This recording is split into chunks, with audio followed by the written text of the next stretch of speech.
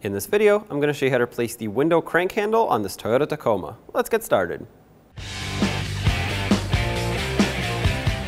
To remove this window crank handle, you can either use a special tool, looks like a large fork. You stick it in from the handle end and it'll push on a little clip, or if you just have a pick, you can stick a pick in there and try to pick that clip out. It should be facing up, so opposite of the end of the crank handle.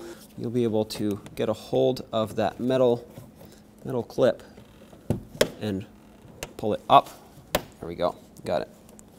Once you pull it up and out, you'll be able to slide the handle off. And there it is. Make sure that you take this little plastic washer with it. This is important to put back here because it basically makes a little separation between the handle and the door panel so that you don't rub the handle into the door panel, and it also makes a nice tighter seal there. Set that aside. On the window crank handle, put the plastic washer back on. Make sure that the outer lip faces you and the inner part goes further into the door. It's kind of recessed into the door panel. Line up the crank handle, and once you feel it line up with the splines, tap it on. That should lock it in place nice and tight. Everything still works.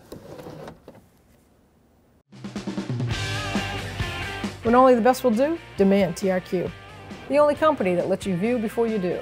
TRQ is committed to offering the highest quality aftermarket auto parts that are engineered for peace of mind. Thanks for using and viewing with TRQ.